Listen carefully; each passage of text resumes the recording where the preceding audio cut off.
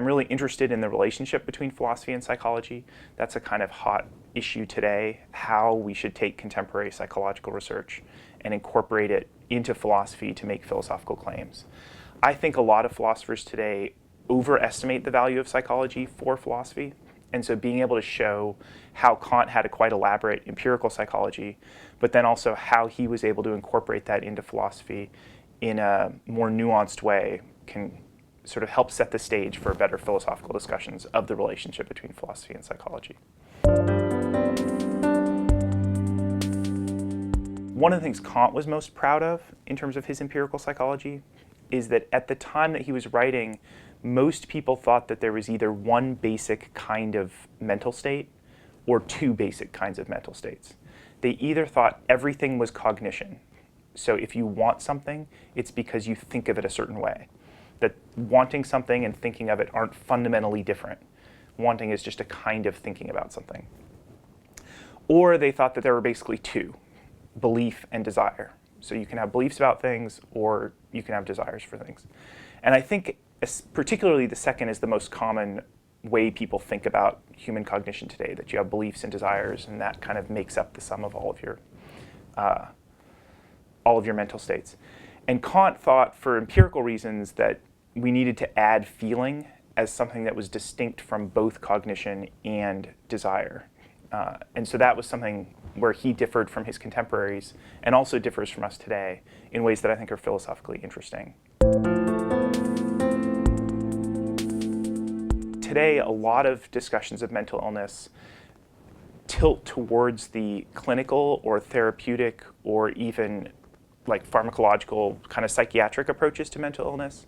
And Kant is really interested in giving his students and readers a kind of basic framework for identifying what mental illnesses they or others in their life might have in a way that they can actually deal with themselves. He doesn't want people to have to run off to a doctor or a psychiatrist. So that's kind of one difference in tone and emphasis.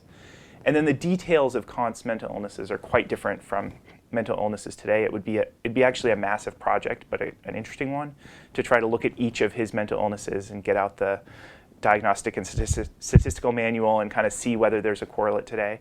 But all of Kant's mental illnesses are pegged to particular powers of the soul, as he calls them. Now, powers of the soul sounds really spooky, but the powers of the soul are things like imagination, feeling, volition.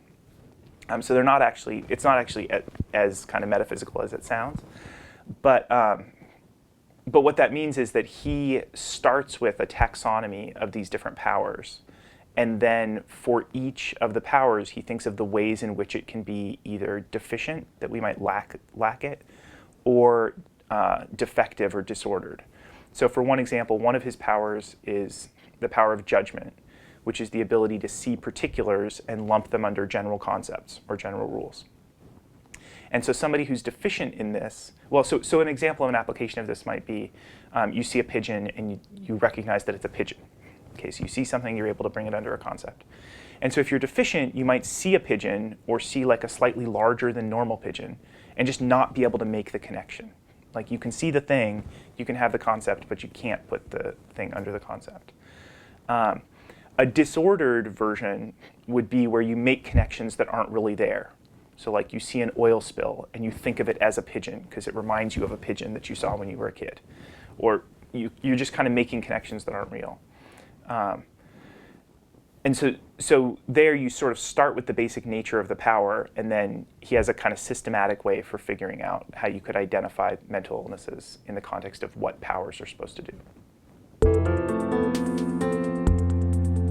Kant never wrote a book on empirical psychology. There's no book of Kant's called Empirical Psychology or just Psychology straight out. So I had to draw material from lots of books and lectures and correspondence and handwritten notes that are primarily focused on something else. And I had to find the material in those books or lectures that were relevant to empirical psychology. And then to complicate matters, Kant is famous for being technical without being precise. So he'll use very technical terminology, but not use it the same way. And this is a particularly big issue because some of the terms that are central to his psychology are also central to his philosophical writings. And he uses them in different ways in, say, ethics and in empirical psychology. And so being able to find a passage that talks about, say, inclination and figure out whether that's actually relevant to psychology or not, and if so, how, was one of the challenges in writing this book.